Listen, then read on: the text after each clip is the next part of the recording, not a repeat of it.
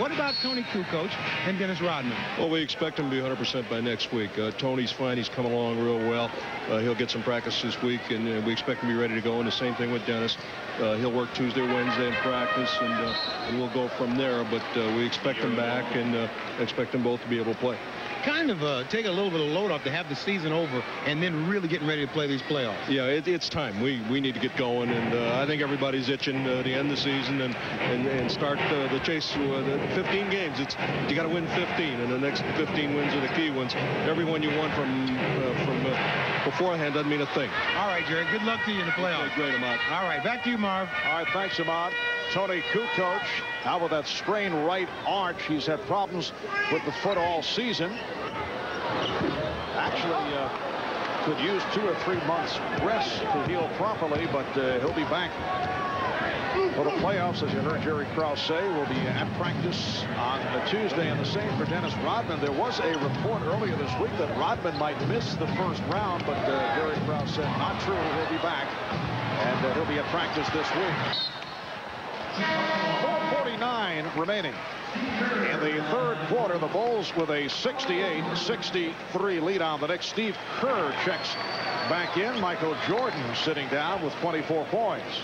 Well, the feeling in and around the Chicago camp that both Dennis Rodman and Tony Kukoc could have been playing this last week to get themselves ready for the playoffs, but no need to take a chance with the injury to Kukoc, and no need to take a chance with Dennis Rodman possibly getting into some kind of trouble as Luke Longley makes that jumper before the playoffs start. Yes, there's one school of thought that perhaps it would be wiser to keep Dennis Rodman out of the games against physical teams like Miami and New York, where some damage might have been done. Patrick Ewing, and the Knicks are down by 5. A 17-8 run by the Knicks here in this third quarter. Because you know Dennis would come out with high energy and would be looking to succeed right at the start, and the Bulls perhaps did not want any incidents to take place. Well, Dennis Rodman's game does not need a lot of fine-tuning. He keeps himself in great shape. True, running on a treadmill and all that kind of thing is not the same as playing a game, but for what Dennis does for the basketball team, he does not need a lot of timing. His is all out hustle, getting after the ball on the boards and getting after the ball on the floor. The basket counts, and the foul. Allen Houston able to hit, and he was fouled. So Allen Houston with 14 points, and he's going to the line. The foul by Ron Harper. Take another look at it. 10 of them in this third quarter, as he has been feeling it, and did a reasonably good job on Michael Jordan at the start of this third quarter, with the exception of that one foul on the jump shot. Brian Williams back on the floor for the Bulls. So it's Williams with Caffey and Pippen up front. Harper and Kerr in the backcourt. The shot clock at 5. And here's Pippen. The Knicks at one point trailed by 14. They are down by only 3. Larry Johnson going at Scottie Pippen. Throws it back out. And Childs resets. Fires the 3. And that's not the kind of shot that the Knicks need. Granted, shot clock winding down, but when the Knicks have played their best basketball, it's going inside first and then outside. Those kind of shots break your momentum.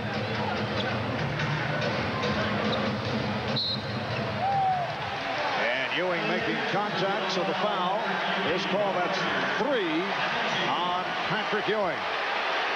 And Ewing does not like the call, and then it goes to the more gentle approach.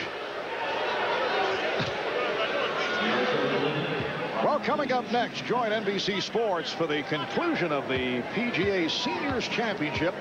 The current leader, Hale Irwin, at 10 under par. He'll be trying to hold on to his 7-stroke lead over the field. The PGA Seniors Championship, presented by Avil, I should say tomorrow at 12 noon Eastern, right here on NBC. That would be golf under the lights if it were next. That's tomorrow, 12 noon Eastern, right here on NBC. 2.5 2:30 remaining in the third quarter. And the Bulls lead 72-67. I would think Patrick Ewing, reflecting back to Monday night in that overtime loss to Indiana. Johnson for three. And Allen Houston with a good play to keep it alive. Going to be a jump ball. The Bulls able to tie up Houston. Ewing picking up a 6th foul in the game against the Pacers on Monday, then got into an argument with the official and lost his composure and picked up 2 technical fouls, which turned out to be very costly in that overtime loss to Indiana. And he admitted to all of that, but Patrick plays with such emotion and such a fierceness that sometimes you lose control. He knew the ramifications of him fouling out in that ball game and just did lose control. The Bulls with a 72-67 lead.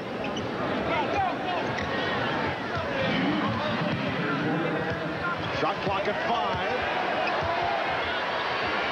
Pippen. Ewing with the rebound. Scottie Pippen is 1 of 5 from the field. A tough defense that time by Larry Johnson, who pushed and shoved and got Pippen out of his comfort zone as far as a post-up was concerned, and made Pippen work extra hard for that attempted shot. Timeout is taken with 1:44 remaining in the third.